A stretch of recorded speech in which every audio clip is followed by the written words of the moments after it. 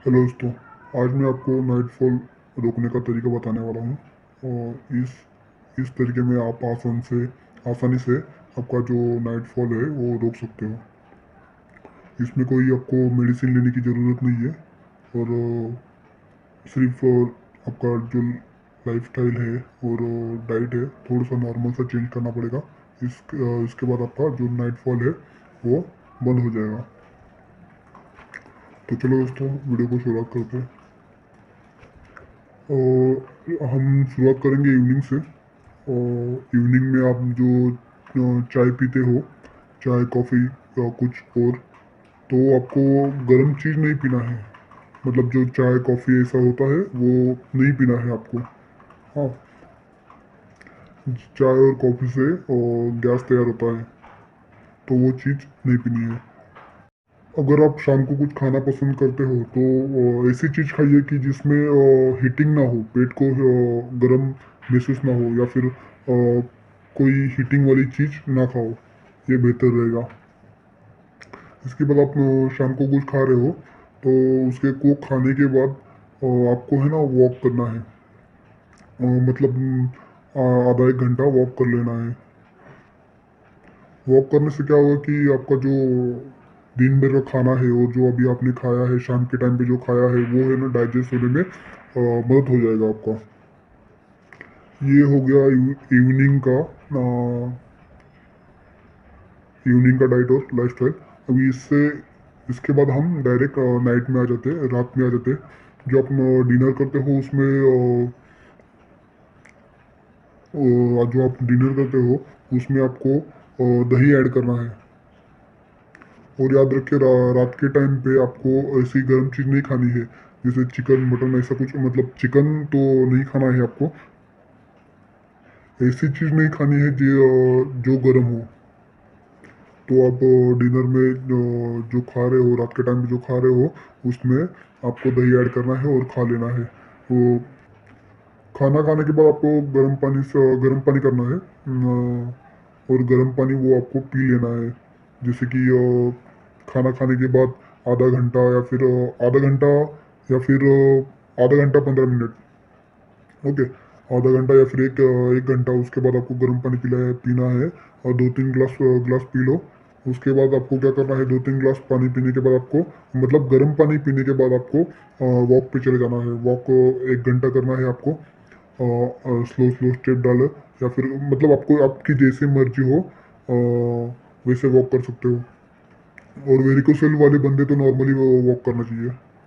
तो आप खाना खाने के बाद वॉक पे चले जाओ। उसके बाद आपको क्या होता है कि वो आप वॉक करते हो, और वो जो दिन भर का खाना खाया है और वो इवनिंग का खाना खाया है ना, तो वो पूरा डाइजेस्ट हो जाता है। और डाइजेस्ट हो जाने के बाद आपको प्रेशर आता है। 1 घंटे के बाद आपको प्रेशर आएगा, आप घर पे आ जाओ और टॉयलेट जाओ और आप फ्रेश हो जाओ। रात के टाइम पे मैं टॉयलेट जाने के लिए इसलिए कह रहा हूँ क्योंकि दिन भर का खाना होता है, या फिर कभी अच्छी तरीके से आप फ्रेश नहीं होते, तो वो क्या होता है कि जो गंदगी पेट के अंदर होती है वो मतलब हीटिंग देने शुरुआत करती है। हीटिंग देना शुरुआत करती है, तो भी क्या होता है कि आपकी जो लो जो आपका पेट है उसके नीचे का जो हिस्सा है उस पे वो पूरा मतलब गरम गरम हो जाता है। उसके उसके वो गर्म हो जाने से आपको रात में नाइटफॉल होता है। तो इसलिए आपको क्या करना है कि पहले ही आपको टॉयलेट जाके आना है, और जो अंदर की जो बचा कुचा है, मतलब जो दिन भर का जो बचा हुआ है गंदगी, वो आपको साफ कर देनी है। और पूरी तरीके से साफ कर, मतलब जो दिन भर की गंदगी होती है वही साफ होता है। ओके, तो दिन भर की जो हीटिंग होती है वो निकल जाती है। उसके उस फिर आप सोओगे ना, तो आपकी वो हीटिंग नहीं होगी और नाइटफॉल नहीं होगा।